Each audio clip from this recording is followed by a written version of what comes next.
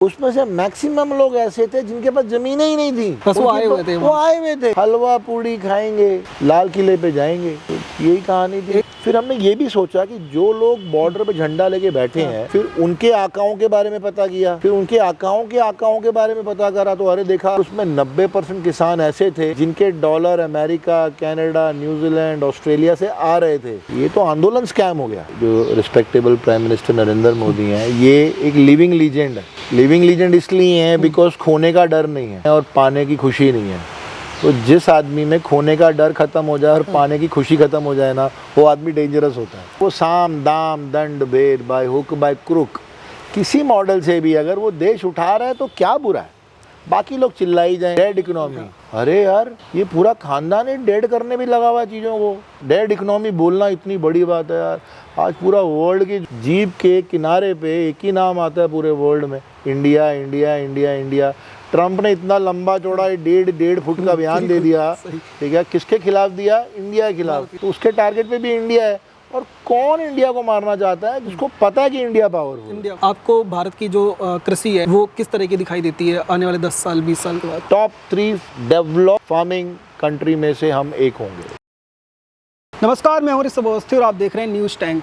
आज हमारे साथ चर्चा पे बेहद खास मेहमान जुड़े हुए हैं, हरिशरण देवगन जी। इनसे बात करेंगे और आपको दिखाने की कोशिश करेंगे कि आखिर किसानों की समस्याएं जिनको लेकर के आप आए दिन अखबारों में खबरें तो पढ़ते होंगे, पर उन समस्याओं का समाधान कौन कर सकता है, क्या तरीके हो सकते हैं, वो सीखने की कोशिश करेंगे। इन्होंने लंबे समय से जो किसानों के लिए समस्याओं का समाधान कैसे हो सकता है उसको लेकर के काम किया और ज़मीनी स्तर पर उनको सुधार भी लाए हैं। तो उनको समझेंगे और तमाम उन किसानों को ये समझाने की कोशिश करेंगे कैसे अपने जीवन को आसान बना सकते हैं, और सरकार जो है, सरकारी योजनाएं जो हैं उनको भी समझने की कोशिश करेंगे कैसे किसान उनसे जुड़कर लाभ ले सकते हैं। सर बहुत बहुत स्वागत है आपका हमारे चैनल पर। बहुत बहुत शुक्रिया। सर सबसे पहले तो आपसे ये समझना चाहेंगे कि किसान शब्द जो है हमेशा किसान को कहे तो जब से देश आज़ाद हुआ तब से ही किसान सबसे ज़्यादा योगदान देते आए देश के लिए। पर अगर ये बात कही जाए कि क्योंकि हम दिल्ली में हैं तो दिल्ली में संसद भी है, किसानों को सरकार ने क्या दिया, इस देश ने क्या दिया, अगर पूछा जाए तो आपने खुद ज़मीनी स्तर पर काम किया, तो आपको क्या लगता है कि ये जो चीज़ें हैं वो किसानों को सरकार ने दी या इस देश ने दिया? जो अभी तक किसानों ने दिया वो पूरे देश को पता है। किसानों को किसी ने कुछ नहीं दिया, जिसको भी दिया किसान ने ही दिया। किसान ने ही त्याग दिया जी, किसान ने ही बलिदान दिया, किसान ने ही अन्न दिया, किसान ने ही परिश्रम किया जी, किसान ने ही जान दी, भले वो खेतों पे दी, भले वो सीमाओं पे दी, भले वो फौज में जाके दी, भले वो हल और किसानी वाला जो मॉडल था, जय जय जवान जय किसान, उसमें बह गए। लेकिन हमेशा किसान ने दिया ही दिया है, किसान ने आज तक कुछ लिया ही नहीं है। यही तो दुर्भाग्य है हमारा, और यही तो सबसे बड़ी बात ये कि हमारा कृषि प्रधान देश होने के बावजूद किसान बेचारा आज भी नमाणा है। नमाणा पंजाबी शब्द होता है, नमाणा मतलब आज भी बेचारा है। आज भी आंदोलन की एक छोटी सी डंडी, उस पर एक 1.5 फुट का कपड़ा लहराता हुआ बेचारा सड़कों पे बैठता है। आंदोलन के नाम पे उसको 2 रोटी मिलती है, आंदोलन के नाम पे उसको उम्मीद मिलती है, आंदोलन के नाम पे उसको फ्यूचर दिखता है, आंदोलन के नाम पे उसको ज़मीन में पानी मिलने के वचन मिलते हैं। तो किसान को क्या मिला? किसान को अब मिलना चाहिए, बिकॉज़ अब जो राज जिसका है, जिस सरकार का है, उन्होंने किसानी को एक स्पेशल एक ख़ास महत्व दिया है। एग्रीकल्चर मिनिस्ट्री अब स्ट्रांग हुई है। पिछले 20 सालों में एग्रीकल्चर मिनिस्ट्री ने किया क्या है? सिवाय जितनी भी कैपिंग, जितने भी फंड्स एग्रीकल्चर मिनिस्ट्री में आए सब्सिडी के लिए, आज तक वो बाइफरकेट ही नहीं हुए, आज तक वो पहुँचे ही नहीं। पहुँचे तो कहाँ गए? तो ये शिवराज सिंह चौहान जो नए हमारे कृषि मंत्री बने, जब उसके बाद आपको लग रहा है कुछ बदलाव हुआ? शिवराज सिंह चौहान इसके लिए इम्पोर्टेंट है क्योंकि उन्होंने बहुत लंबे समय तक पारी खेली चीफ मिनिस्टरशिप की, और जिन्होंने इतने साल चीफ मिनिस्टरशिप करी हो, जिन्होंने इतने साल चीफ मिनिस्टरशिप की पद पे स्ट्रॉन्ग कंटेंडर की तरह खड़े रहे, लड़ते रहे, भिड़ते रहे, लेकिन अड़े रहे, तो उनको डिपार्टमेंट का और कृषि मंत्रालय की कुर्सी का महत्व पता है। सो उनको ये मालूम है कि मुझे कैसे प्लान को एग्जीक्यूट करना है। स्ट्रैटेजी तो सारे बनाते हैं, ये मैंने कई इंटरव्यू में बोला, आज दोबारा बोलता हूँ कि बिना एग्जीक्यूशन के, बिना प्लानिंग को एग्जीक्यूशन के कागज पे प्लानिंग काम पे नहीं कोई चलेगा, काम नहीं होता। धरातल पे करना पड़ेगा। उसको धरातल पे करना पड़ेगा। जब तक वो काम पूरा नहीं होगा, किसान को पानी नहीं मिलेगा, किसान को वाटर हार्वेस्टिंग की टेक्नोलॉजी नहीं समझाई जाएगी, किसान को बीज नहीं मिलेगा, किसान को ड्रिप इरिगेशन की महत्वता नहीं समझाई जाएगी, किसान को जब तक उसके किसान होने की महत्वता नहीं समझाई जाएगी, तब तक कुछ नहीं हो सकता है। जैसे आपने शुरू में कहा कि ये देश जो है वो कृषि प्रधान रहा, लेकिन आपको लगता है कि अब किसान को भी प्रधानता उतनी देनी पड़ेगी, तभी अब लगता है कि देश जो है वो उस लेवल पे किसान भी ये समझेगा कि मैंने जो आज तक देश को दिया अब मुझे मिला, क्योंकि किसान को भी प्रधान आपको लग रहा है बनाना पड़ेगा। मैंने ये कहा कि हिंदुस्तान कृषि प्रधान देश है, था नहीं, आज भी है। और वो जिस टाइप की हमारी पॉपुलेशन और जिस टाइप का हमारा बैकग्राउंड है, आने वाले कई 100 सालों तक कृषि प्रधान देश ही रहेगा। हिंदुस्तान एक कृषि प्रधान देश था, है और रहेगा। रही बात किसान की अपनी महत्वता की, उसको अपनी प्रधानता देने के लिए वो एजुकेशन पे डिपेंड करता है कि आप किसान क्या, कोई आज की डेट में जब आप मैं अपना ही एक छोटा सा एक इंसिडेंट, एक किस्सा समझाता हूँ। हमारे घर में रिश्तेदारों में कहीं कोई लड़के लड़की देखने आते हैं आपस में, तो कोई लड़के वाले देखने आए थे, तो उन्होंने मेरी वाइफ को पूछा, हमारे घर के किसी कन्या के लिए, किसी लड़की के लिए कोई लड़का देखने आया था, और उसको किसी ने पूछा मेरी वाइफ को कि आपके पति क्या करते हैं? तो मेरी धर्मपत्नी ने बड़े सरल वे में कह दिया कि वो किसान है। तो सामने वाले जो लड़के के माता पिता थे, उन्होंने बड़ा अफसोस जताया, और उन्होंने बड़ा उनको अफसोस जताते हुए उन्होंने बोला कि नहीं कोई बात नहीं, सब ठीक हो जाएगा, सब ठीक हो जाएगा। मतलब उनको यही नहीं मालूम कि किसान की महत्वता क्या है। वो एक छोटे से इंडस्ट्रियलिस्ट थे, मतलब उनके लिए किसान का मतलब वो गरीब और उस तरह का बेचारा, ये सब इमेज। और वो एक गरीब सी फैमिली से आए थे, वो लोग एक छोटी मोटी फैक्ट्री चलाने वाले थे, इंडस्ट्रियलिस्ट होंगे। लेकिन उन्होंने, क्योंकि मैं सीधा खेतों से आया था, तो कपड़ों में थोड़ी बहुत ही मिट्टी लगी हुई थी। तो जब उनके माँ बाप ने पूछा, लड़के के माँ बाप ने, कि आपके पति क्या करते हैं, तो मेरी धर्मपत्नी ने सरल तौर पे कह दिया जी वो किसान है। तो किसान होते ही उन्होंने ये लाइन बोली, कोई बात नहीं, सब ठीक हो जाएगा। मतलब किसान होना कितना बड़ा दाग, दुख, दलिद्री, कि उनको ऐसा था कि अरे सब ठीक हो जाएगा। मतलब कितना पिछड़ा हुआ वर्ग है ये, किसान है, कोई बात नहीं। भले उसको ये नहीं पता कि बाहर जो गाड़ियाँ खड़ी हैं वो करोड़ों रुपए की खड़ी हैं, ठीक है, लेकिन कपड़े पे मिट्टी देखते ही फैसला कर दिया कि नहीं सब ठीक हो जाएगा।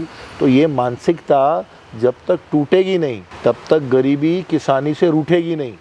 तो ये मानसिकता को ठीक करने के लिए जब तक सरकार एक सक्षम, ताकतवर पॉलिसी नहीं लागू करती, फिर मैं कहता हूँ लागू करने के साथ में एग्जीक्यूट जब तक नहीं करती, तब तक किसानी भविष्य ऐसे ही बेचारा मजदार में कभी हिचकोले डिचकोले खाता रहेगा। वो जैसा आपने कहा कि पॉलिसी जो है वो जब तक नहीं आएगी सुधार नहीं हो सकता। बीच में सरकार ने कोशिश की कि 3 बड़े बदलाव करने के लिए कानून लाने की कोशिश की, लेकिन उसका क्या रिज़ल्ट हुआ वो भी आपने देखा। तो जब आपने आंदोलन की बाद में बात करेंगे, अगर उन कानून जो आने वाले थे, जिनका ड्राफ्ट भी तैयार हुआ था, लोगों को समझाने की सरकार ने 1 साल तक कोशिश की, संसद से जो है वो भी पास कर दिया, उसके बावजूद 1 साल तक कोशिश करते रहे लोगों को समझाने की। जब आपने उनको पढ़ा, देखा, समझा, आपको लगा क्या वाकई में वो कानून जो थे वो किसान विरोधी थे? वो कानून किसान विरोधी बिल्कुल भी नहीं थे। मैंने पहले भी अपने पता नहीं किसी इंटरव्यू में कहा है कि जब किसान आंदोलन की बात हुई, मुझे फ़ोन आया पंजाब से, हरियाणा से, यूपी से, बिहार से, हिमाचल से, राजस्थान से कि किसान भाइयों को साथ आना है। तो एक बार तो मेरा खून भी खौला। मैंने भी अपनी पूरी टीम, गाड़ियाँ, लोग इकट्ठे, मेरे गांव वाले, मेरे हितैषी, मेरे वेलविशर, मैं भी 1000-1200 लोगों की पूरा का पूरा एक ज़खीरा लेके चल पड़ा। लेकिन चलने से पहले मुझे एक लगा कि मुझे ग्राउंड फैक्ट्स चेक करने हैं। तो जब हमने ग्राउंड फैक्ट्स चेक किए तो बहुत ये आंदोलन मिसगाइडेड था। फिर जब मैंने मेजर लीडर से बात करी तो सारे लीडर एक ही बात बोल रहे, यार ज़्यादा दिमाग क्यों लगा रहे हो यार, तुम आ जाओ, ज़्यादा दिमाग क्यों लगा रहे हो, मतलब जानकारी मत जुटाओ, बस ज़्यादा दिमाग क्यों लगा रहे हो, तुम आ जाओ। तो जैसे ही उसने बोला दिमाग ज़्यादा, मैं नाम नहीं लूंगा क्योंकि बड़े नाम हो गए अब तो, लेकिन जानते तो सब हैं। हाँ मतलब समझ जाएंगे दर्शक, समझ जाएंगे सारे, जो 2-4 बड़े नाम थे उन्होंने यही बोला फोन पे, अरे ज़्यादा दिमाग मत लगाओ देवगन जी, आप आ जाओ। कितने लोग ला रहे हो, अरे कितने लोग ला रहे हो भैया। जैसे उसने बोला कि आप आ जाओ, ज़्यादा दिमाग मत लगाओ, सबको मैंने बोला कि भैया अपनी अपनी गाड़ियाँ रोक दो, सब लोग भोजन करो, मुझे दो 5-6 घंटे। फिर 6 घंटे मैंने और कुछ हमारे रिटायर्ड कुछ प्रोफेसर्स हैं, एग्रीकल्चरिस्ट हैं और कुछ इकोनॉमिस्ट हैं, उनके साथ बैठ के जब पूरा हमने रिव्यू किया एक बारी पॉलिसी को लेके, हमने पॉलिसी का पोस्टमार्टम किया। हमने पॉलिसी का पोस्टमार्टम किया, हमने पॉलिसी को रिफाइन किया और उसके बाद में उसको अपने आप के लिए डिफाइन किया। और जब समझा कि अरे क्या बात कर रहे हैं यार, ये तो सारा का सारा मैटर जितना भी प्रिंट आया है ये तो किसानी के हक में ही बोल रहा है। लेकिन फिर हमने ये भी सोचा कि जो लोग बॉर्डर पे झंडा लेके बैठे हैं उनका अपना एजुकेशन लेवल, अपना ब्रेन बैंडविड्थ कितना है। फिर ऊपर से ये समझ में आया कि जो लीडर उनको लेकर आए हैं उनका बैंडविड्थ कितना है। फिर उनके आकाओं के बारे में पता किया कि उनके आका कौन थे। फिर उनके आकाओं के बारे में पता करा तो अरे देखा, अरे ये तो बहुत बड़ा, जैसे हमारे हिंदुस्तान में कौन सा वर्ड बोलते हैं, स्कैम। ये तो आंदोलन स्कैम हो गया। अच्छा, दुनिया पैसों का स्कैम करती है, ये तो आंदोलन स्कैम हो गया। तो मैंने इमीडिएटली किसान आंदोलन नहीं, किसान स्कैम है, बिकॉज इतने लोग बैठ गए ना। अब प्रॉब्लम क्या है कि किसान आंदोलन, किसान बेचारा, किसान कौन होता है पहले तो हम ये समझें। किसान वो होता है कि जो अपने खेतों पे काम करता है, दाल रोटी कमाता है, अनाज बेचता है, उसी पैसों से अपना घर पालता है। उन पैसों से वो अपनी बेटी की शादी करता है, उन पैसों से वो अपने बेटे को पढ़ाता है, उन्हीं पैसों से वो अपनी छत की मरम्मत करता है। पर उसमें 90% किसान ऐसे थे जिनके dollar America, Canada, New Zealand, Australia से आ रहे थे। जिस घर में 5-4 हज़ार डॉलर हर महीने आते हो, जिसने कभी खेत पे जाके नहीं देखा, जिसने ट्रैक्टर खरीदा शौक के लिए खरीदा और उसके आंगन में वो ट्रैक्टर उसके घर की शोभा बढ़ा रहा है, लेकिन उसने ट्रैक्टर कभी मिट्टी में चला के नहीं देखा, सिर्फ दिखावे के लिए कि किसान लगे तो वो के ट्रैक्टर रखा हुआ है। तो फिर ऐसे किसान को नहीं मालूम। अब वहाँ पे अगर वो हलवे बट रहे हैं, बादाम काजुओं का अगर लंगर लगा हुआ है, तो आंदोलन किस चीज़ का है यार। अभी ये रिच आंदोलन हो गया, स्कैम हो गया ना ये तो। पर बहुत सारे लोग ये भी कहते हैं कि आप लोग को ये हजम क्यों नहीं होता, जो लोग विरोध करते हैं जब किसान आंदोलन क्या उसको, उनको बोलते हैं कि अगर किसान मर्सिडीज़ में आ रहा है, अगर किसान जो है वो हलवा पूरी खा रहा है, तो समस्या क्या है। किसान क्या ऐसा किसान का मतलब हक नहीं है क्या मर्सिडीज़ में घूमना चलाना, किसान का हक नहीं हो सकता? वो किसान का हक मर्सिडीज़ क्या, वो रोल्स रॉयस में घूम सकता है, लेकिन उसको रोल्स रॉयस में घूमने का जो अधिकार है, जो मानसिकता है, जो माइंडसेटनेस है, वो तो समाज ने देनी है ना। बिल्कुल। अब इससे पहले मैंने आपको क्या छोटा सा उदाहरण दिया, ये एक लड़के वाले हमारे घर के एक लड़की देखने आए, तो उन्होंने मेरी धर्मपत्नी से पूछा कि आपके पति क्या करते हैं। तो मेरी धर्मपत्नी ने बड़े सरल तौर से, बड़े सभ्य तौर से, बड़े नम्र होके उन्होंने बोला कि वो किसान है, वो किसानी करते हैं। तो उनका भाव क्या था, लड़के जो लड़के आए थे, जिस परिवार के लोग आए थे, उन्होंने बड़े सांत्वना दी कि कोई बात नहीं, सब ठीक हो जाएगा। मतलब किसान होने का मतलब है सब ठीक हो जाएगा, कोई बात नहीं, सब ठीक हो जाएगा। उनको क्या मालूम अगर ये मतलब बिना किसी के मनोबल को चोट पहुंचाए, मतलब उनको क्या मालूम कि हम मानसिक तौर पे, फिजिकल तौर पे, इकोनॉमिक तौर पे, आर्थिक तौर पे हम उनसे हज़ारों गुना बड़े हैं। लेकिन किसान होते ही वो सारी पावर्स डिमोलिश हो गई और उसने बोला सब ठीक हो जाएगा, सब ठीक हो जाएगा।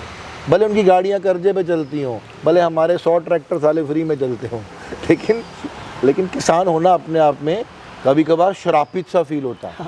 लोगों ने अपने मन में ये भ्रम डाल दिया। और उसके ऊपर प्रॉब्लम ये है कि जब उनके बच्चे होते हैं तो वो अपने बच्चों को समझाते हैं। जैसे मैं हर बार बोलता हूँ कि शिक्षा का टाइम जब होता है, जब बच्चा स्कूल जाता है और उसके हर सिलेबस में लिखा होता है कि एक गांव में गरीब किसान रहता था।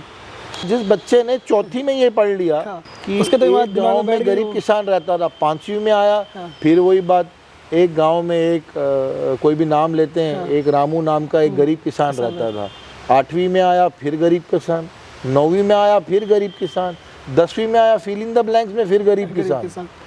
तो उसमें कभी सिलेबस में बोला नहीं ना कभी कि यार एक गांव में एक तगड़ा अमीर किसान भी रहता था जो सबकी मदद करता था और सबको एजुकेशन में शिक्षित करता था। किसी ने ये लाइनें तो नहीं बोली। ये लाइन ना बोलने का मतलब है जो बेस होता है पिलर बच्चे की एजुकेशन का, वो स्कूलिंग टाइम में उसने मन में, अपने मन में, दिमाग में, दिल में, आत्मा में, परमात्मा में, आँखों में, बुद्धि में, जुबान पे बसा लिया कि किसान गरीब है। सर 2 सवाल किसान आंदोलन से जुड़े और पूछते हैं, फिर आगे बढ़ते हैं। एक है कि जब किसान आंदोलन का ऐसा पड़ाव एक देखने को मिला जिसकी चर्चा न सिर्फ भारत में हुई बल्कि पूरी दुनिया में हुई। एक तरफ देश जो है वो गणतंत्र दिवस मना रहा था, 26 जनवरी का समय था। दूसरी तरफ किसानों ने दिल्ली में कूच की, या कहें किसान नेताओं ने उनको कूच करवाई और वो लाल किला की तक पहुँचे और जो घटना हुई वो पूरे देश ने देखी। तो जब आपने वो तस्वीरें देखी कि लाल किले के ऊपर लोग जो हैं वो चढ़े हुए हैं और तिरंगे की जगह पर दूसरा झंडा लगाने का प्रयास कर रहे हैं, इस तरीके की तस्वीरें, तो क्या आपको लगा कि हमारे देश का किसान, आज भी लोग जिनको किसान कह करके रिपोर्टर करते हैं, आप उनको मानते हैं कि क्या वो देश का किसान लाल किले पे तिरंगे की जगह दूसरे झंडे को आगे ला सकता है, ऐसा कुछ कर सकता है? देखो, वो वैसे भी वो निंदा के वो ये जो टॉपिक है ये निंदा के लायक है ना। ये निंदा इसमें बाय डिफ़ॉल्ट आ जाती है, इसमें निंदनीय ये है। इसी बात जब हम लाल किला की बात करते हैं, मैक्सिमम किसान वहाँ पे सिख धर्म के थे जी। सिख और हरियाणा के लोग उसमें थे। सिख हमेशा से ही फौजी रहे जी, ठीक है, इमोशनल रहे जी। ये धर्म अपने आप में बड़ा उच्च कोटि का धर्म है। जो सिख है वो अपने आप में बड़ा उच्च कोटि का धर्म है और इमोशनल है। फिर हम बात करते हैं, फिर कसूर उनका नहीं है, फिर कसूर किसका है?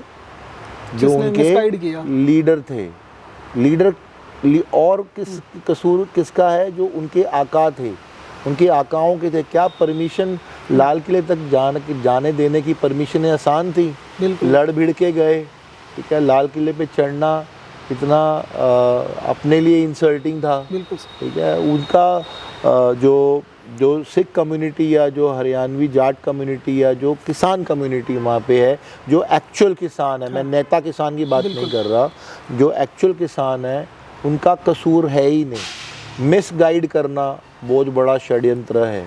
और एक बात को अगर आप इस पेड़ को भी, किसी बूटे को भी आप 200 बार गाली दे दो तो बेचारा सूख जाएगा, राइट। तो किसान की बुद्धि भी वैसी होती है। आप उसको 200 बार बोलो कि ये गलत है, हमारे साथ अन्याय हुआ, भले वो घर में देसी घी के साथ रोटी खा रहे हैं, बट उनके अंदर ये अन्याय बैठ जाता है, बोल बोल के अन्याय हुआ।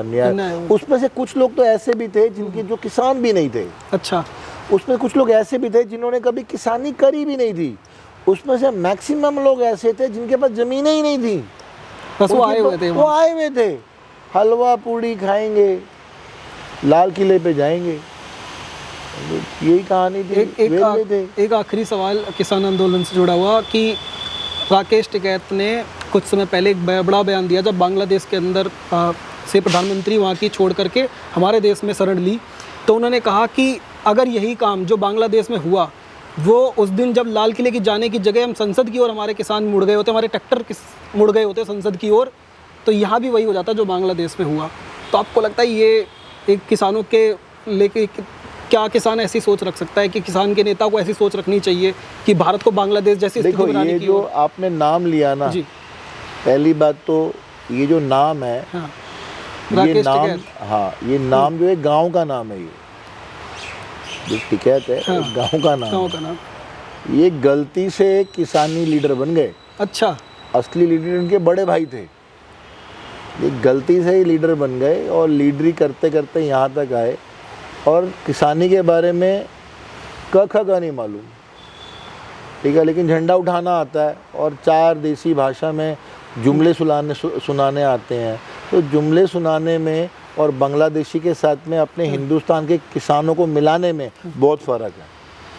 बांग्लादेश की सिचुएशन और है। हमारा किसान जैसा मर्जी था, गलतफहमी में था, गलतफहमी में है, मिसगाइडेड था, पर अपनी धरती माँ की छाती पे चाकू मारने लायक नहीं है, मतलब इतनी सोच नहीं रखता। तो ऐसी बातें सवाल करना, अगर ऐसा हो जाता तो, अगर कैसा होता भाई, क्यों होता, वो जो किसान आया उसके घर में भी माँ बहन बीवी बच्चे हैं, वो क्या छड़ा है। और संसद में जो लोग हैं वो किसानों ने वोट दे करके चुन करके भेजे हुए लोग। मैं बोल तो रहा हूँ, कृषि प्रधान देश है कि जिस दिन किसान वोट ना डाले, इलेक्शन कमीशन की ऑफिस बंद हो जाए। बिल्कुल।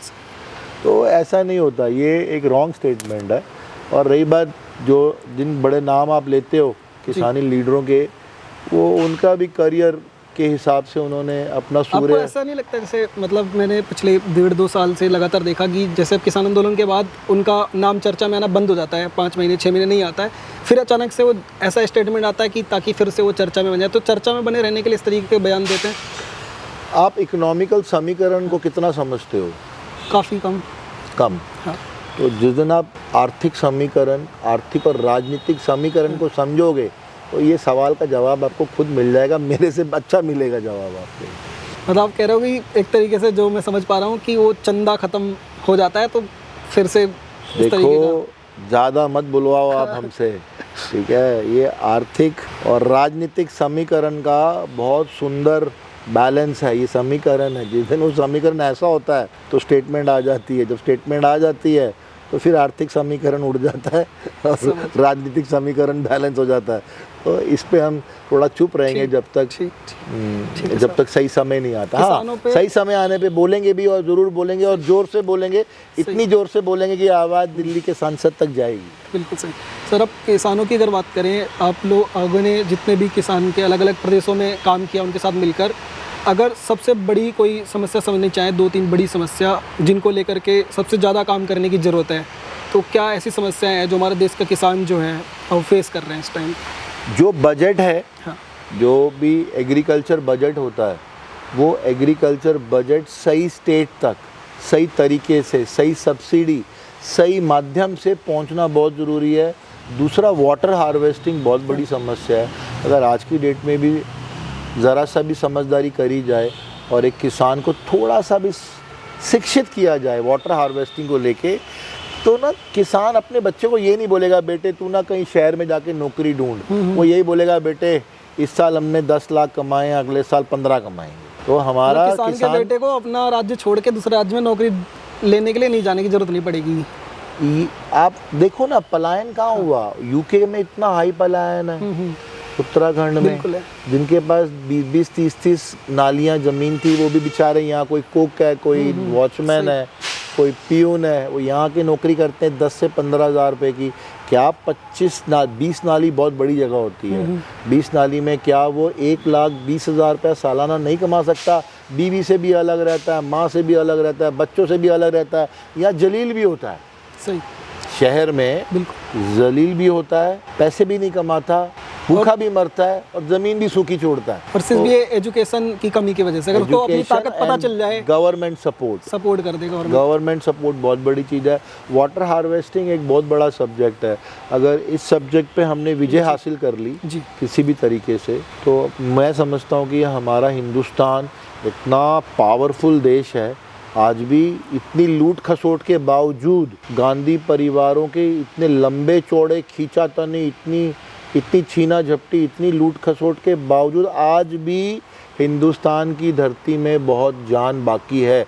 आज भी अगर तरीके से और प्लानिंग के साथ काम किया जाए तो शायद हम वर्ल्ड के टॉप 5 कंट्रीज़ में से हो सकते हैं एग्रीकल्चर में। जी। और जैसे कुछ जगहों की ज़मीन अलग अलग, जहाँ पर जिन प्रदेशों में मैं जाने का मौका मिला, वहाँ के किसानों से बात करने का भी मौका मिला, तो वहाँ देखा कि कुछ किसानों के पास जहाँ पर पानी की अच्छी व्यवस्था है, लाइट वहाँ पर अच्छी आती है, बोरवेल उनके खेतों में है, वहाँ पर वो खुश हैं, अच्छा पैसा भी कमा रहे हैं और परिवार भी चला रहे हैं।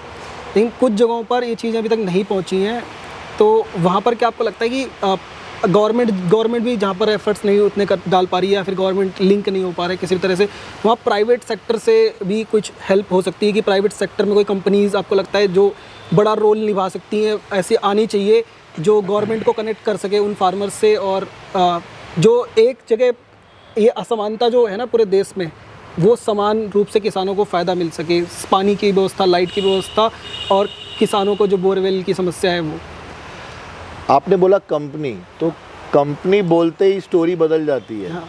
कंपनी का मतलब है प्रॉफिट, स्वार्थ, और सरकार का मतलब है निस्वार्थ। निस्वार्थ।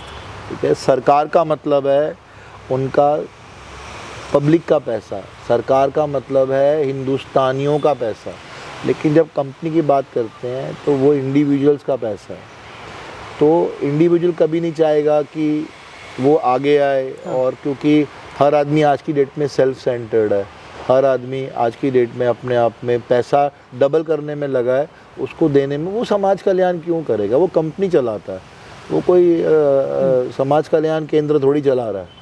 और ये काम किसका है? सरकार का। इससे बहुत बड़ी एक ये हो जाएगी प्रॉब्लम कि जो हमारे देश की सबसे बड़ी नींव है, उससे ही लोग फिर हट करके स्टार्टअप्स तो हो रहे हैं, एआई इन्वेंशन हो रहे हैं, बहुत कुछ हो रहा है इस देश के अंदर, बट जो मेन कोर है किसान का, उस पर अगर आपको लगता है फोकस नहीं होगा तो फिर आने वाले समय में समस्या होगी। नहीं, एआई, क्वांटम साइंस की बात करें या एआई की बात करें, इतनी हैवी इन्वेस्टमेंट है। अभी ब्रेनस्टॉर्मिंग करनी है, मैंने किसी से ब्रेन हायर करना है, मैंने कोई सेलिब्रिटी ब्रेन हायर करना है, मैंने कोई इन्फोटेक का कोई ब्रेन हायर करना है, दे आर नॉट चीपर। उनके लिए भी बहुत सारे स्टैंडर्ड्स हैं, बहुत सारे क्वालिटी चेक, क्वालिटी एनालिसिस की पूरी लिस्ट है यार। जो बिग 4 है, बिग 5 हैं, जो हम बात करो, अगर आपने टेक्नोलॉजी की बात कर ही दी है, तो एआई, क्या KPMG हो गया, एक्सेंचर हो गया, डेलाइट हो गया, EY हो गया, आपको क्या लगता है क्या ये लोग टेक्नोलॉजी पे काम करते हैं? ये टेक्नोलॉजी की सर्विसेज को बेचते हैं। और टेक्नोलॉजी सर्विस किससे बाय करते हैं?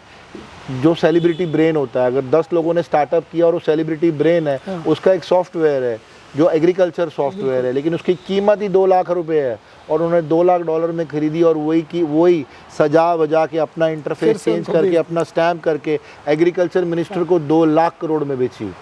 तो इसके ये $2 लाख और $200 लाख के जो बीच का जो डिफरेंस है, जो जर्नी है, जो सफ़र है, वो बहुत लंबा है। ये टेक्निकल गेम है। ये आपने जो बात छेड़ी कि कंपनी क्यों करेगी? कंपनी नहीं देती, कंपनी लाइजनिंग पे पैसा लगाती है। कंपनी का बजट है 200 करोड़, 500 करोड़, 300 करोड़, 600 करोड़, लाइजनिंग में खर्चा है उनका। लाइजनिंग समझते हो आप? जी। सिर्फ किसी की बर्थडे पार्टी, उसकी गाड़ी बुक कर दी, उसकी फ्लाइट की, उसको बोलते हैं लाइजनिंग मनी।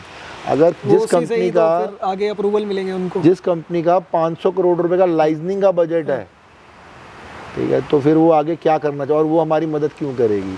ये खेल सरकार का है। आप समझो मेरी बात। इस इंटरव्यू का मेन मुद्दा है, सरकार को थोड़ा सा भी अगर स्ट्रांग हो जाए तो हम कंपनी की तरफ से ऐसा हाथ क्यों फैलाएंगे?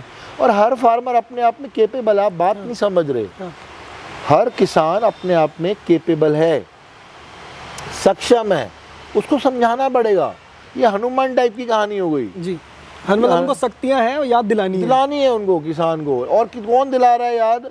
कौन दिला सकता है? सरकार। लेकिन सरकार ही बोलती है चुप रहे, गरीब है तू, गरीब है, चुप रहे, गरीब है, गरीब है, गरीब है। वो इतनी बार गरीब सुनता है बेचारा, ये पैसे होते हुए भी डरता है कि मैं जाके रीबॉक के जूते ना ले आऊँ। मतलब इतनी गरीबी उसके नस नस में भर गई है कि वो रीबॉक के जूते पहनने में भी घबराने लगता है। एक सर आपसे बात करते हुए याद आया कि जैसे हम लोग दिल्ली में रहते हैं, ग्रोसरीज ऑर्डर करते हैं ऑनलाइन, हमारे घर पर आती है, महंगी सब्जियां खरीद रहे हैं सब के सब, या इवन मार्केट में भी जाते हैं तो महंगे दामों पर सब्जियां मिलती हैं। तो जो कंज्यूमर है उसको महंगे दाम पे सब्जी मिल रही है, और जो किसान के पास जाते हैं तो किसान बहुत ही सस्ते दाम में, यहाँ तक कि कई बार उसकी अपनी लागत भी नहीं निकलती, उस कीमत पर वो बेच रहा है। तो बीच का मुनाफा जो है वो आपको लग रहा है क्या सबसे बड़ा गेम कहाँ पर है, जहाँ की समस्या बन रही है कि किसान को अपना पैसा नहीं मिल रहा, कंज्यूमर हाई रेट पे खरीद रहा है, तो बीच की समस्या पर आपको लग रहा है सबसे ज़्यादा काम करने की ज़रूरत है? किसान की सबसे बड़ी समस्या 10 रुपये में बेचारा भिंडी खुद बेचता है। हाँ। और जो ऑनलाइन वाले हैं वो 100 रुपये की बेचते हैं। अब ये जो MSP था, ये क्या था?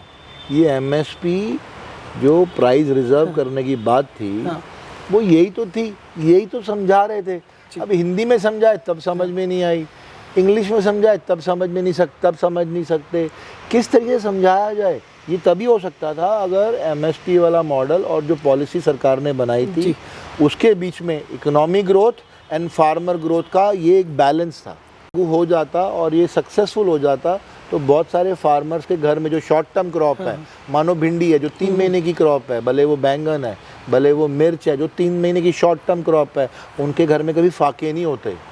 प्रॉब्लम ये उन्होंने अगर 10 एकड़ में भिंडी लगा दी और भिंडी की शेल्फ लाइफ कम है, और अगर जब वो लेने वाला आता है सौदागर, लोग कहता है कि यार मैं लूँगा ये 10 एकड़ की भिंडी मेरी हुई 2 लाख रुपए में, और भिंडी है 50 लाख रुपए की, उसकी मजबूरी है कि 50 लाख की भिंडी वो 2 लाख में दे दे, क्योंकि उसके पास ना कोल्ड स्टोरेज है, ना जगह है, ना रख सकता है, ना बचा सकता है, ना प्रिजर्व कर सकता है। लेकिन जो 2 लाख में लेके जा रहा है उसमें सारी क्षमता है, पैक कर सकता है, रिजर्व कर सकता है, लॉक कर सकता है, प्रिजर्व कर सकता है, आगे बेच सकता है, रोक के बेच सकता है, दाम पे वो बेच रहा है। हाँ, फिर वो अपने रेट खोलता है। तो इसमें आई थिंक यही तो सरकार से मांग किए रहे हैं। मतलब मेरी क्या अपील है सरकार से, यही तो अपील है कि यार एक जैसे हर जगह रेलवे स्टेशन होता है, ऐसे हर जगह, हर जिला, हर डिस्ट्रिक्ट के अंदर कोल्ड स्टोरेज भी होना बहुत ज़रूरी है। सर जैसे अभी आम का सीज़न चल रहा है, मतलब ऑलमोस्ट ख़त्म होने वाला है, तो जब मैं कुछ दिन पहले अपने गांव में गया, वहाँ पे भी मैंने आम खरीदे, तो मुझे वो 20 रुपये किलो आम वहाँ पे मिले, तो 10-12 किलो वहाँ से लिए होंगे। और कल भी मैंने दिल्ली में भी आम खरीदे, तो दिल्ली में वही आम मुझे 120 रुपये और 140 रुपये में मिला। तो 100 रुपये का फ़र्क तो आ ही गया ना। आपने पहले अपने गाँव में खाया, जो जैनवन खाया, फिर जो किसान से तो वो जो आम आया होगा, क्या आपको लगता है जिसने जो मुझे आज 120 का बेच रहा है उसको वो 70-80 का भी पड़ा होगा, या फिर उसको वो 7-8 ये चैन है, ये सिंडिकेट है। जब माल खरीदते हैं, जब किसान से आड़ती माल खरीदता है, या जो भी उसका main distributor franchisee, master stockist, master franchisee, ये पूरी चेन चलती है। तो इसी का तो इलाज जो MSP था वो इसी का इलाज था। लेकिन किसी को समझ में आया, कोई कहता है हमारी हड़प लेंगे, कोई कहता है हमारी ज़मीन हड़प लेंगे, कोई कहता है कुछ, कोई अंबानी अडानी का बड़ा नाम देते हैं कि ये लोग ज़मीनें ही कब्जा लेंगे, छीन लेंगे, इस तरीके का दिया गया पॉलिसी है ना। आप उनके पास ज़मीनें क्या यहीं लेने के लिए जगह रह गई है? उनके पास दुनिया में बथेरी जगह है जहाँ पे वो ज़मीन एक्वायर कर सकते हैं। और अगर वो कर रहे हैं, डेफिनेटली सरकार भी कुछ सोच के एक्विजिशन देती है। बिना सोचे समझे लैंड एक्विजिशन भी आसान नहीं है। उसकी भी एक पॉलिसी बनती है, प्रॉपर एक थियरम है, प्रॉपर एक लंबा चौड़ा उसका स्ट्रैटेजिकल रिपोर्ट बनती है, तब कहीं जाके आप उसको आधी ज़मीन एक्वायर करने का मौका मिलता है। आप लोग सर किस तरीके से किसान के लेवल पे मदद करने की कोशिश कर रहे हैं अलग अलग गाँव में, क्षेत्रों में जो किसान हैं, उसके बारे में एक बार दर्शकों को बताएंगे? हमारा बहुत क्लियर है। हमारे पास जो भी किसान आता है, जो छोटा किसान आता है, हम उसको, जिसके पास 750-900 रुपये पेट्रोल डालने के लिए पैसे नहीं है, क्योंकि एक बार ट्रैक्टर को लाते हैं तो 1000 रुपया पर घंटा लगता है। तो अगर उसके पास 5 एकड़ है या 10 एकड़ है, तो हम उसको ट्रैक्टर और पेट्रोल मुहैया करा देते हैं, उसका खेत जोताते हैं। अच्छा। उसका खेत जोताते हैं। उसके पास बोरवेल नहीं है तो हम अपनी बोरवेल का जो ट्रक है वो वहाँ भेज देते हैं। अगर उसको लगता है कि बोरवेल आ सकता है तो हम कोशिश करते हैं कि उसका बोरवेल बन जाए। उसका बोरवेल अगर बन जाता है तो उसके घर की दाल रोटी, उसके घर की पढ़ाई, उसके घर के बच्चों की शादियाँ, उसके घर की बीमारियाँ सब संभल जाती हैं। और अगर किसी वजह से बोरवेल नहीं हो पाता तो हम उसका खेत जोत देते हैं, उसमें फली मतलब मूंगफली डालते हैं, जो रेन वाटर हार्वेस्टिंग पे 3 महीने की क्रॉप होती है, 3-4 महीने की। शॉर्ट टर्म में उसको 2-2.5 लाख रुपए मिल जाते हैं, उसका एक पड़ाव निकल जाता है, वो जो समय है उसका पार हो जाता है। तो भूख पेट में रोटी चली जाती है, पैरों में चप्पल आ जाती है, शरीर पे कपड़ा और सिर पे पगड़ी। तो और स्वाभिमान भी कि मैंने अपनी उगाई है, नहीं मांगना नहीं पड़ता। और वो जो जमींदार होते हैं जो 10% ब्याज लेते हैं, फिर लड़कियां किसी और घर जाके काम करती हैं, बीवियां ज़मींदारों के घर जाके भांडे मांजती हैं, दूसरे काम करती हैं, और फिर वो जो भी क्रिटिसिज्म है गरीब होने का, वो जो है उससे बच जाता है। अगर उसने मानो 2.5-3 लाख रुपए की फली मतलब मूंगफली उगा ली, या उसने मूंग दाल के लिए बारिश चाहिए होती है, अगर उसने मूंग दाल लगा दी 10 एकड़, 5 एकड़, 3 एकड़, 2 एकड़, मानो 500 एकड़ है, हमने सबका खेत जोत दिया, हमारे लगे पैसे, उसमें कोई दो राय नहीं है। बट जहाँ हमने इतने खेत जोतने, हमने टीम बोल रखी है, हमने 8-10 ट्रैक्टर रखे हैं कि जोतना है जोत दो, जोतना है जोत दो। ना उसके पास बैल की जोड़ी, ना उसके पास लकड़ी का कल्टीवेटर, ना रोटावेटर, तो जो उसको ज़मीन को जो ट्रीटमेंट चाहिए वो हम एक बार तो कर देते हैं। और आपको उससे क्या मिलता है कुछ? हमने क्या लेना, हमने सिर्फ दुआएं लेनी है और क्या बस लेना। दुआओं के लिए। हाँ, दुआओं के लिए और सपोर्ट के लिए। दुआ के लिए। दुआ वाला मॉडल थोड़ा हमारा नहीं है। हम कहते हैं कि चल उसके घर में अगर रोटी आ रही है और उसका खेत अगर मूंग दाल से लहरा रहा है तो वो एक अजीब सी खुशी है। मतलब हमारे खेतों के साथ उसका खेत भी अगर हाँ, होता है और निकलता बढ़ता अगर वो दुआ सलाम करता है तो हमारे लिए ना वो मेडल जैसा ही है। तो वो भी हमारे लिए बहुत अप्रिशिएटेबल है। अगर निकलता बढ़ता अगर हमारे साथ दुआ सलाम करता है। खेतों में एक ही इम्पॉर्टेंट बात होती है कि सारे जितने आपस में अगर एक जोन में खेत है तो उसमें आपस में सब एक दूसरे को जानते हैं, सही मिल बांट के रहते हैं और उनका भाईचारा बहुत अच्छा है। सर, अगर भारत के भविष्य की बात करें तो उससे सबसे पहले ये आता है कि किसानों का भविष्य क्या हो और खेती का, जो भारत की खेती है उसका भविष्य क्या है। आपको अगर देखें कि अगले आने वाले 10 साल 20 साल बाद आपको भारत की जो कृषि है वो किस तरह की दिखाई देती है आने वाले 10 साल 20 साल के बाद? अगर आज कृषि मंत्रालय जाग जाता है, हाँ, और कृषि मंत्रालय को सही फंड मिलते हैं, हाँ, और उस फंड का सही इस्तेमाल होता है, हाँ, तो भारत में एग्रीकल्चर का, खेतीबाड़ी का, ठीक है, किसान होने का जो लंबा चौड़ा फ़ायदा ये है कि वो एक डेवलप्ड कंट्री हो जाएगी, एग्रीकल्चरली डेवलप्ड कंट्री। आज भी हम लोग डेवलपिंग कंट्री है, ठीक है, लेकिन अगर ये स्ट्रक्चर बन जाता है, अगर हम ड्रोन में आ जाते हैं, एग्री ड्रोन का इस्तेमाल करने लगते हैं, अगर हम टेक्नोलॉजी का इस्तेमाल करते हैं, अगर हमारे पास कैपिंग आ जाती है फर्टिलाइज़र की, अगर हमारे पास यूरिया DAP केमिकल फर्टिलाइज़र की कैपिंग आ जाती है कि इसके ऊपर हज़ार्डियस है, इसके नीचे ह्यूमन कंजम्पशन के लायक है, अगर हम ये फ्रेम कर लेते हैं, अगर हम ये टेक्निकल कॉम्बिनेशन फार्मूला अगर हम फ्रेम कर लेते हैं और फार्मर को शिक्षित कर देते हैं कि इतना ही दवाई डालनी है, तो I think we will be one of the top 3 developing farming country of the world. पूरे दुनिया में तीसरे नंबर पे। दुनिया में तीसरे नंबर पे। हमारे पास जगह ज़्यादा है, हाँ, हमारे पास कृषि वैल्यूज़ ज़्यादा, एग्रीकल्चर वैल्यू ज़्यादा है, हमारे पास आज भी भाई भाई साथ में रहते हैं। हाँ, न्यूक्लियर फैमिली का रिवाज अब शुरू हुआ है, हाँ, बट अभी भी पुराने चावल हैं, बिल्कुल, राइट। अगर अभी भी संभाल लिया अपनी धरोहर को तो आने वाले 20 सालों में हम दुनिया की top 3 developed means fully developed. मैं वेपन की बात नहीं कर रहा, मैं एम्यूनेशन की बात नहीं कर रहा, मैं इंफ्रास्ट्रक्चर की बात नहीं कर रहा, मैं सिर्फ फार्मिंग की बात कर रहा हूँ। टॉप 3 डेवलप्ड फार्मिंग कंट्री में से हम एक होंगे सर। ये फ्यूचर है। जब मैं भारत के किसानों के तस्वीरें देखता हूँ, उनके वीडियोस देखते हैं या फिर उनको काम करते हुए खेतों में देखता हूँ, और जब मैं विदेशों में जो अमेरिका है, कनाडा है और जो कंट्रीज़ हैं जो बड़ी लेवल पे खेती करती हैं, उनके किसानों को देखता हूँ, उनके फार्म्स को देखता हूँ, तो तस्वीरें काफ़ी अलग दिखाई देती हैं। टेक्नोलॉजी है ये। वहाँ पे ट्रैक्टर 140 150 HP 200 HP के ट्रैक्टर है, ठीक है, AC बेस्ड ट्रैक्टर है, ताकतवर है, ज़मीन पे जब चलते हैं ज़मीन चीर के रख देते हैं, ठीक है। यहाँ पे हमारे यहाँ ट्रैक्टर्स की मोनोपोली है। हमारे पास ट्रैक्टर पे सब्सिडी है लेकिन किसको मिलती है किसको नहीं मिलती है। हमारे पास इक्विपमेंट्स नहीं है, हमारे पास प्रूनिंग इक्विपमेंट भी नहीं है। हमारे पास एक इक्विपमेंट अगर हमको यहाँ बनाना है तो हमारे को इजाज़त नहीं है। मेक इन इंडिया की बात तो कर दी, पर मेक इन इंडिया का ब्लेड कहाँ है, मेक इन इंडिया का प्रूनर कहाँ है।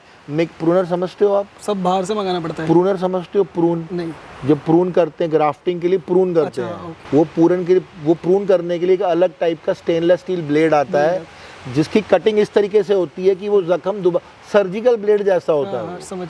हमारे पास वो भी नहीं, वो भी हम इम्पोर्ट करते हैं। तो सच तस्वीरें तो बदलनी है ना। ड्रिप, उनका ड्रिप बड़ा है, उनके ड्रिप की टेक्नोलॉजी अलग है, हमारी इनलेट ड्रिप है, ठीक है, और आउटलेट ड्रिप हमारे को मिलती नहीं है। गवर्नमेंट ने सब्सिडी दी है लेकिन सब्सिडी हमारे तक पहुंचती नहीं है। जो आधी सब्सिडी तो पंचायत खा जाता है, आधी सब्सिडी तो ग्राम पंचायत खा जाता है, आधी सब्सिडी तहसीलदार खा जाता है, MRO खा जाता है, MRO विलेज रेवेन्यू ऑफिसर खा जाता है, मंडल रेवेन्यू ऑफिसर खा जाता है। वो किसान के पास तो बंडल ही नहीं आता। तो आप कह रहे हैं कि जब तक ये बड़ी जो समस्याएं हैं उन पर अगर काम ही नहीं होगा, उनका समाधान नहीं निकलेगा, तो फिर विदेशों से हम कंपैरिजन करना ही मतलब ही नहीं कोई। विदेशों से बातों में तो हम कंपैरिजन जितना मर्जी कर लें, सही बात है ना, लेकिन मेरे को वो कहावत नहीं बोलनी आती। क्या थी वो? 9 मन तेल होगा तो राधा राधा नाचेगी, नाचेगी। ऐसा कुछ था ना। हाँ, तो भाई टेक्निकली तो हमारे पास इक्विपमेंट नहीं है, हमारे पास हथियार नहीं है। हम बात करते हैं बड़े क्रॉपिंग की, हाइब्रिड की, हमारे पास नर्सरीज, टिश्यू कल्चर लेबॉर्ट्रीज नहीं है हमारे पास। उनके लेबॉर्ट्रीज देखे हैं आपने बिल्कुल ना, 500-500 एकड़ में उनके टिश्यू कल्चर के लेबॉर्ट्रीज हैं। आप एक बार जाके तो देखो, सपोर्ट सिस्टम देखो, ऑर्गेनाइज देखो, वीड किलिंग सिस्टम देखो उनका। हमारे पास तो वीड किलिंग सिस्टम भी नहीं है। आज भी हम लोग 100 लेबर मंगाते हैं और वो लेडी नीचे बैठ के वीड निकालती है ऐसे ऐसे करके। उनका वीड क्लीनिंग सिस्टम देखो, इतना छोटा सा रोबोटिक सिस्टम है, डालते हैं और पूरा का पूरा 150 एकड़ का वीड निकाल मारता है। इवन कुछ प्लेन से तक वो छिड़काव करते हैं, अगर बड़े जो फार्म्स हैं उनमें। जो बड़े फार्म्स है नहीं, एविएशन स्प्रे तो पुरानी टेक्नोलॉजी है, लेकिन एविएशन प्लेन अब तो ड्रोन भी रिप्लेस कर दें उसको, वो एविएशन इंडिया में भी आ गए। That's agri drone, agriculture drone जो है वो तो बहुत कॉमन हो गया, बट उसके लिए भी साइंस चाहिए ना। आप 1.5 लाख का ड्रोन आप किसान को दे दो, अब उसने देखा नहीं, जब तक आप उसको एक वर्कशॉप नहीं दोगे कि उड़ाना कैसे है, जब तक आप उसको वर्कशॉप नहीं दोगे कि उड़ाना कैसे है, काटना कैसे है, कब बटन दबाना है, कब कितनी स्प्रे गिरनी है। अगर मानो 10 यार्ड पे अगर आधा लीटर गिरनी है और 10 यार्ड पे 2.5 लीटर गिर गई, वो तो साड़ देगी ना बूटा। बिल्कुल सही बात। तो ये मैं फिर बोल रहा हूँ, शिक्षा सबसे जरूरी है। मैं फिर बोल रहा हूँ, हर जब भी आप कोई सवाल पूछोगे वो घूम फिर के वो तीर शिक्षा पे जाएगा। ठीक है, शिक्षा पे। और शिक्षा कौन दे सकता है? शिक्षा का अरेंजमेंट कर सकता है एग्रीकल्चर मिनिस्ट्री, और इसका कोई माई बाप नहीं है। हम जितना कर सकते हैं as a human, as a individual, because पैदाइशी किसान रहे हैं, ठीक है, अंदर किसानी खून में घूमती है। ऊपर वाले ने हमारे को सक्षम बनाया कि हम छोटे किसान को संभाल सकते हैं। हमारा वो मॉडल, वो आइडियोलॉजी नहीं है कि हम बोलें कि नहीं तू छोटा किसान है तो दब के रह। हम कहते हैं चल तेरा क्या भला होता है, तेरा ये भला होता है, तेरे को ट्रैक्टर चाहिए जोत दो, ब्लेड ख़त्म हो गई जोत दो, पाइप चाहिए ले जा, ड्रिप चाहिए ले जा, पानी की प्रॉब्लम है ले जा, कीड़ा लग गया स्प्रे मारना है ले जा, कीड़े मारने की जो मशीन चाहिए तेरे को, बेल्ट लगा के शोल्डर बेल्ट चाहिए ले जा। मेंटेनेंस प्रॉब्लम है, हमारे पास लोग हैं, टीम है, हम अपने आप मेंटेन कर लेंगे। नुकसान है, जो मैं बातें कर रहा हूँ ये सुनने में बोलने में बहुत अच्छी लग रही है, लेकिन जब करते हैं तो पेनफुल है ये प्रोसेस। बिल्कुल कि कोई सामान ले जाए और ये पेनफुल प्रोसेस है, ब्लीडिंग वाला काम है। लेकिन चलो हम ये इसको इस तरीके से लेते हैं कि अगर परमात्मा ने सक्षम किया है तो ब्लीडिंग करने में प्रॉब्लम नहीं है। इंग्लिश में उसको थोड़ा बोलते हैं कि इट इज़ टू पे back the world what the world has given you. बिल्कुल, इट इज़ जस्ट टू पे बैक द वर्ल्ड, मतलब वापस करना है जो आपको जो धरती ने हमको दिया है। हम कोशिश करते हैं कि वो वापस रिटर्न को दे सकें। सर वापस से अगर राजनीति पर आएँ तो प्रधानमंत्री नरेंद्र मोदी हैं हमारे देश में, अलग अलग राज्यों में अलग अलग मुख्यमंत्री हैं। मैं आपको बस नाम लूँगा एक एक करके कुछ नेताओं के, आपको बताना है कि उनके बारे में क्या भविष्य देखते हैं और कैसे ये देश जो है वो उनको याद रखेगा। सबसे पहले शुरुआत करते हैं प्रधानमंत्री नरेंद्र मोदी से। कैसे आपको देखते हैं कि उनका अभी तक का जो 10 साल उन्होंने दिए इस देश को, और आने वाले समय पे प्रधानमंत्री नरेंद्र मोदी को देश कैसे याद रखेगा? लीजेंड है वो, he is the living legend. आज की डेट में वो पॉलिटिशियन भी नहीं है, और हमारे कितने सारे प्रधानमंत्री हुए, नेहरू, जवाहरलाल नेहरू के बाद में हम लोग शास्त्री जी हुए, फिर इंदिरा गांधी हुए, राजीव गांधी हुई, मनमोहन सिंह हुए। लेकिन जो नरेंद्र मोदी प्राइम मिनिस्टर, हमारे जो respectable prime minister Narendra Modi हैं, ये एक लिविंग लीजेंड है। लिविंग लीजेंड इसलिए है बिकॉज खोने का डर नहीं है, राइट, खोने का डर नहीं है और पाने की खुशी नहीं है। तो जिस आदमी में खोने का डर ख़त्म हो जाए और पाने की खुशी ख़त्म हो जाए ना, वो आदमी डेंजरस होता है। और अगर जो वन वे ट्रैफिक में चल रहा है, जिसकी सिर्फ एक ही बुद्धि है, उसको ब्लिंकर लगा हुआ है आंखों में कि मैंने सिर्फ देश के हित में बात करनी है, तो वो साम दाम दंड भेद, बाय हुक बाय क्रुक, किसी मॉडल से भी अगर वो देश उठा रहा है तो क्या बुरा है, बाकी लोग चिल्लाई जाएं। अब जैसे हमारे राहुल गांधी ने आज एक बयान दे दिया, बिल्कुल, India's economy is dying, dead economy. अरे यार, ये पूरा खानदान ही डेड करने भी लगा हुआ चीज़ों को, है ना। अगर वो ढंग के अगर कुछ 4 नेता निकाले होते कांग्रेस ने, तो कांग्रेस भी टक्कर की फाइट में खड़ी होती। ये पुत्र प्रेम में एक धृतराष्ट्र ने मरवा दिया और दूसरा सोनिया गांधी ने मरवा दिया। पुत्र प्रेमी है ना ये। पर करें अब कहाँ पुत्र प्रेम है, अब तो राष्ट्रीय अध्यक्ष भी हमने कह बदल दिया। वो कह रहे हैं ना, बट अल्टीमेटली तो जो डेड इकोनॉमी डिक्लेयर कर रहा है तो पुत्र तो वही हुआ ना। अब जिसको एक्चुअली क्या हो गया कि मोदी साहब को हेट करते करते ना, गांधी जो राहुल गांधी है, ये देश को हेट करने लगे हैं। इनको अब मोदी से प्रॉब्लम नहीं है, इनको उस हर चीज़ से प्रॉब्लम है जिससे मोदी को प्रेम है। तो वो नफ़रत की जो ज्वाला है वो इतनी ज़्यादा भभक गई कि वो अभी वन सिंगल एजेंडा रह ही नहीं गई। अब वो मोदी साहब नरेंद्र मोदी को हेट नहीं कर रहे, वो उस हर चीज़ को हेट करते हैं जिसको नरेंद्र मोदी प्यार करते हैं, और वो मोदी को हेट करते करते पूरे देश को हेट कर बैठे हैं। डेड इकोनॉमी बोलना इतनी बड़ी बात है यार। आज पूरा वर्ल्ड की जुबान के उनके जीभा की टिप्सी पे, जीभ के किनारे पे एक ही नाम आता है पूरे वर्ल्ड में, इंडिया इंडिया इंडिया इंडिया।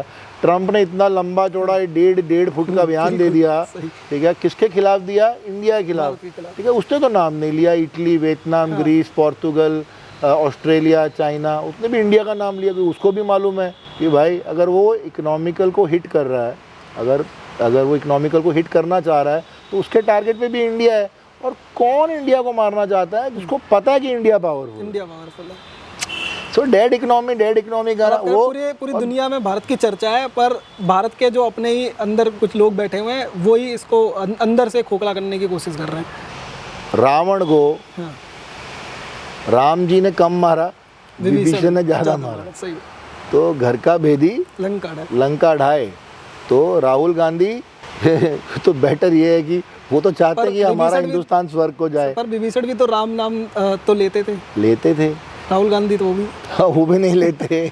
तो इसके लिए ये जो डेड इकोनॉमी वाला था, तो जब मैंने सुना तो वो सुनते जैसे वो बोल रहे थे, आपको पता है, आपको नहीं पता है डेड इकोनॉमी, आपको नहीं पता हिंदुस्तान की इकोनॉमी डेड है। वो जर्नलिस्ट को ही पूछे जा रहे हैं, जर्नलिस्ट की जुबान में वो शब्द को घुसेड़ी जा रहे हैं कि आपको नहीं पता कि इकोनॉमिकल डेड हो गई है हिंदुस्तान की, आपको नहीं पता। जैसे ये वित्त मंत्री यही रहे, ये पैदा ही इकोनॉमिकल मिनिस्ट्री में हुए थे। वो हार्वर्ड इकोनॉमिक ऑफ साइंस में इन्होंने पीएचडी करी है। उसके बाद में इन्होंने हिंदुस्तान का जो इकोनॉमिकल नक्शा इन्होंने बैलेंस बनाया। ऐसी बातें करता है यार, इकोनॉमिकल डेड आपको नहीं पता। भविष्य आपको दिखाई देता है राहुल गांधी का बड़े मंच पर आने का, जैसे प्रधानमंत्री बनने का सपना इतने वर्षों से जो आप कह रहे हैं, जैसे उनकी माता जी ने भी देखा हुआ है, उनके समर्थक भी देख रहे हैं, लगता है बन पाएंगे? देखो जी, अगर ऐसी कुछ गलती हो जाती है ऊपर वाले से, भाई मैं तो संन्यास लेके अपने गांव चला जाऊंगा। ये बात गांव चले जाएंगे अगर ऐसा कुछ हो गया गलती से। वैसे तो ये इम्पॉसिबल है, बिकॉज अब की जो जनरेशन है, अब भी की जो आज की जो जनरेशन है, वो कांग्रेस के बहुत बड़े फैन नहीं है। बिकॉज अब क्या एजुकेशन बल मारने लगी है। अब जैसे पहलवानी में पहलवान बल मारता है ना, अब जैसे वो मारता है बल। तो बच्चे जो नई पहुंच है, जो नया यंगस्टर है, अगर वो गुमराह ना करो, 50 साल पहले का भी और आगे आज पुराना वोटर और जो नए वोटर में बहुत फ़र्क है। तो पोलो टी शर्ट पहनने से कोई यो हनी सिंह नहीं बन जा सकता, ठीक है। उसमें कोई ऐसा क्लास नहीं आ जाता कि यार अपने टी शर्ट पहनी है तो यंगस्टर तुम्हारे ही पीछे चलेगा, ऐसा नहीं है। उसको भी शब्द, उसकी फीलिंग चाहिए उसको भी। अब जिसने अपने ही घर बैठे हुए अपनी गोदी में बैठ के, उसी मातृभूमि की गोद में बैठ के उसने स्टेटमेंट दे दिया कि यार डेड इकोनॉमी है। आपको नहीं पता कि हिंदुस्तान एक डेड इकोनॉमी है, India is a dead economy. मैं कह रहा हूँ अगर होती भी खुदा ना खास्ता, तब भी जुबान से ऐसे वाक निकालना, ऐसे शब्द निकालना मरणोपरांत है। और तो ऑपोजिशन का लीडर है यार वो, ऑपोजिशन का लीडर होने के बावजूद अगर उसने स्टेटमेंट दे दी डेड इकोनॉमी, कहाँ खड़े हैं फिर हम? और ऐसा लीडर को उन्हें अचार डालना है सर। जो अपने लोगों को डेड करी जा रहा है। राहुल गांधी और प्रधानमंत्री नरेंद्र मोदी की बात की, सबसे चर्चित सीएम अगर सभी प्रदेशों बात करें तो योगी आदित्यनाथ जी की चर्चा होती है। मैं भी किसी भी स्टेट में जब इंटरव्यूज़ करता हूँ, पब्लिक में कहीं भी, चाहे वो ई रिक्शा चलाने वाला हो, चाहे छोटा किसान हो, किसी पे भी जब बात करते हैं तो योगी आदित्यनाथ का नाम लेते ही एक अलग एनर्जी फील होती है। तो आप क्या सोचते हैं योगी आदित्यनाथ के बारे में? साधुत्व और समाज का जब मिश्रण होता है, साधुत्व और सामाजिक कार्य का जब मिश्रण होता है, तो योगीनाथ जैसा कोई एक वरला राजनीति में आता है। यही योगीनाथ जो इतने सालों से संघर्ष करते आए, ठीक है, ना बाल, ना बच्चा, ना बीवी, ना कुछ है ना, दिया ही है। मैंने क्या बोला था शुरुआत में, जिसको खोने का डर ना हो और पाने की खुशी ना हो, वो आदमी डेंजरस है। बस खाली एक समीकरण होता है, बैलेंस, उसको घड़ना कैसे है, वो नरेंद्र मोदी साहब को थोड़ा सा ब्यूटीफाइली आता है, बिकॉज वो गुजरात से आए हैं और ये यूपी के धड़ल्लेदार बैट्समैन रहे हैं। अपने योगीनाथ जी तो इनको सिर्फ बल्ला घुमाना आता है, और अपने जो नरेंद्र मोदी साहब हैं उनको 2-2 रन लेने भी आते हैं। बस फ़र्क ये है अगर क्रिकेट की भाषा में बात करें। पर यूपी में सुधार कुछ आप देखते हैं उनके आने के बाद? व्हाई नॉट यार, यूपी वर्ल्ड क्रिमिनल स्टेट हुआ करता था। यूपी में world criminal, world, yes this is the fact. Mexico second number पे था, मैक्सिको सेकंड नंबर पे था, मोरक्को सेकंड नंबर पे था, युगोस्लाविया 4th नंबर पे था। यूपी, उत्तर प्रदेश को क्रिमिनोलॉजी के अंदर दुनिया बड़ी बड़ी बुक लिखती थी यहाँ पे आके, एंड सडनली अचानक ही झाड़ू मार के यार उसने एक एरिया ही साफ़ कर दिया। ये बड़े बड़े बाहुबली, बड़े बड़े जितने भी बंदूकशाही नेता थे, एक बार तो चुप कर गए, है ना। उन्होंने तो सबसे पहले ही आते ही कहा कि माफिया या तो प्रदेश छोड़ दें या फिर ऊपर जाएगा, है ना। तो अभी ये स्टेटमेंट भी देखो, अगर सिर्फ कुर्सी का प्रेम होता, अगर सिर्फ कुर्सी प्रेम होता तो ये स्टेटमेंट नहीं देते। अगर कुर्सी का प्रेम होता तो ये स्टेटमेंट नहीं देते कि माफिया या तो कुर्सी या तो देश स्टेट छोड़ दें या तो ऊपर चले जाएं। पर आरोप हर बार उनके ऊपर लगता है हिंदू मुस्लिम का कराने, आपको लगता है कि वो हिंदू मुस्लिम करते हैं ऐसा कुछ? वही बात है, फिर मुस्लिम भी वो मुस्लिम जो मिसगाइडेड है, जेन्युइनली पढ़ा लिखा मुस्लिम जो यूपी में सुखी है, जो यूपी में सुखी है, जिसके 70 बीघा बाग है, जो वहाँ आम तोड़ता है, चौसेरी तोड़ता है, लंगड़ा तोड़ता है, अपनी बहू बेटी का ब्याह अपनी बेटियों का ब्याह करता है, बहू बेटियों के साथ रहता है, जो अपने बच्चे को अच्छी शिक्षा देता है, तालीम करता है। कुरान माड़ा नहीं है, इस्लाम माड़ा नहीं है, इस्लाम बुरा नहीं है, कुरान बुरा नहीं है। जो मिसगाइडेड मौलवीज हैं वो बुरे हैं। तो जो उनकी बातों में आ जाते हैं वो योगी को गाली देते हैं, और जो उनकी बातों में नहीं आते वो चुपचाप अपना घर बसाते हैं और अपने घर में फलते फूलते हैं और ग्रो करते हैं। दिल्ली में हम बैठे हैं, दिल्ली में पहले अरविंद केजरीवाल की सरकार रही, फिर सीएम रेखा गुप्ता जी आई, और पिछले कई महीनों से लगातार आपने देखा होगा जो खबरें दिल्ली में हैं कि रोहिंग्याओं को टारगेट किया जा रहा है या रोहिंग्याओं को ढूंढ करके दिल्ली पुलिस निकाल रही है और उनको यहाँ से बाहर वापस जहाँ से वो है वहाँ डिपोर्ट करने की प्रक्रिया चालू हो रही है। तो आप कैसे देखते हैं इस चीज़ को कि लोग ये कह रहे हैं कि रोहिंग्याओं के नाम पर भारत के ही मुसलमानों को यहाँ पर जो है डरा धमका के दिल्ली से निकालने की साजिश हो रही है? इल्ज़ाम तो यार बिना हड्डी की जुबान तो कोई भी इल्ज़ाम लगा सकता है ना। जो जुबान है ये बिना हड्डी की है, कोई भी जुबान लगा, जो कोई भी इल्ज़ाम लगा सकता है। और रोहिंग्या को कोई क्यों ना निकाले और हम क्यों ना निकाले? घर में बिना बुलाए जब 4 अपने रिश्तेदार आ जाते हैं ना, तो अपने घर की अर्थव्यवस्था हिल जाती है, अपने घर की। और अपने ही लोग जब हैं, हाँ अपने ही लोग हैं जो अपने बिना बुलाए जब गलती से आ जाते हैं 5, 7, 10 रिश्तेदार अपने घर में, तो अपने घर के दाल चावल के डब्बे थोड़े से हिलने शुरू हो जाते हैं। जगह नहीं होती, और जितने ज़्यादा दिन रुके उतना ज़्यादा सूखा, और मना कर नहीं सकते। तो सोचो अपने रिश्तेदारों का इतना बुरा हाल हो जाता है, तो ये बिन बुलाए जो हमारी जिम्मेदारी भी नहीं है, जो हमारी रिस्पॉन्सिबिलिटी भी नहीं है, क्योंकि हमारे बॉर्डर्स थोड़े फ्रेंडली हैं, और अगर वो आ गए हैं तो अर्थव्यवस्था उड़ाने में यार हमारे को तो वो हमारी तो पसीने निकाल देंगे। ये सही समय निकाला, अगर आज नहीं निकाले तो ये जो 27.5 लाख रोहिंग्याज हैं, अगर इनके वोटर आईडी कार्ड बन गए और ये रुक गए 9-9, 10-10 साल, तो यही तुम्हारे अधिकार, तुम्हारी नौकरियां, तुम्हारा हक, तुम्हारा प्यार, तुम्हारा सपोर्ट, तुम्हारी प्रोटेक्शन यही खा जाएंगे। क्यों? अगर इतना ही सब कुछ फ्रेंडली होता तो अमेरिका क्यों निकालता पकड़ के इमिग्रेशन पे कि इंडिया से वापस इसको डिपोर्ट, वो डिपोर्ट। सबसे पहले ही ट्रंप ने काम शुरू किया। अगर वो कर सकता है, क्योंकि वो ट्रंप है इसके लिए वो कर सकता है, उसको शोभा देता है। हम हिंदुस्तानी हम करते तो हम बुरे हो गए, ऐसा थोड़ी होता है। लॉ तो होना चाहिए, लॉ तो यूनिवर्सली सबके लिए सेम है ना।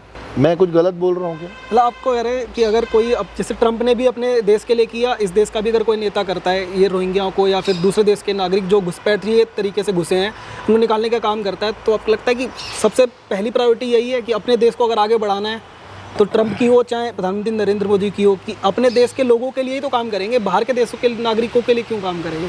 आपने क्या वर्ड यूज़ किया? घुसपैठिए। अब घुसपैठिया अपने आप में एक भारी वर्ड है यार। हाँ। आपने खुद ही अपने प्रश्न का जवाब दे दिया कि घुसपैठिया। अगर घुसपैठिया आया निकालोगे ही ना। सही। अगर आपके घर में भी कोई जंगली जानवर ही आ जाता है तो घुसपैठिया बन के हम उसको निकालते हैं। तो हमने निकाला ये क्वेश्चन है ही नहीं। ये ना बहस का मुद्दा भी नहीं है। और जो बहस करते हैं ना वो वेले हैं, उनके पास बहुत टाइम है।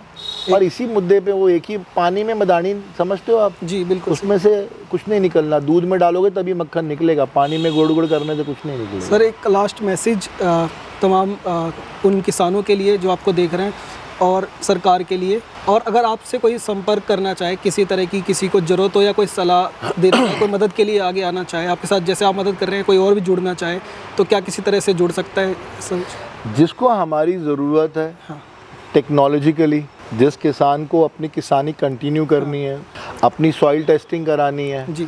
अपनी वेदर रिपोर्ट पे काम करना है, तो हमारी एक छोटी सी टीम है 70-72 लोगों की जो उनकी मदद कर देगी। उनके पास चली जाएगी, वो अपना सॉइल हमको भेज दें, हम उनका पूरा ड्राइंग जो है ऑटोकैड के अंदर हम उनका ड्राइंग प्लस हम उनको स्ट्रक्चर्ड फार्मिंग की लिस्ट प्लस थोड़े थोड़े इक्विपमेंट्स के साथ सैंपल्स के साथ भेज देंगे। जहाँ वो लगता है कि वो फंस गए हैं, आगे नहीं हो सकता, अगर ज़रूरत पड़ेगी तो हम अपनी टीम भी वहाँ भेज देंगे जो 3-4 दिन रह के इनको कल्टीवेट करके, इनको समझा के, इनको आगे की ट्रेनिंग दे के, एक छोटा सा वर्कशॉप दे के, ताकि वो आगे अपनी दाल रोटी कमा सकें। बहुत बहुत धन्यवाद सर। राइट, शुक्रिया, thank you so much. Thank you so much.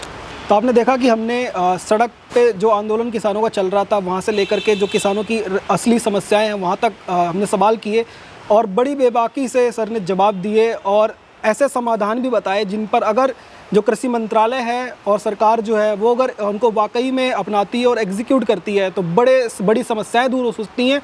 और जो भारत का गोल है विकसित भारत 2047 उसको अचीव करने के लिए भी काफ़ी मदद हो सकती है। आप जुड़े रहिए हमारे चैनल के साथ और आपको इस वीडियो के रिलेटेड कोई भी सवाल हो या आप अपनी कोई राय देना चाहें तो आप कमेंट सेक्शन में आप दे सकते हैं। नमस्कार, धन्यवाद।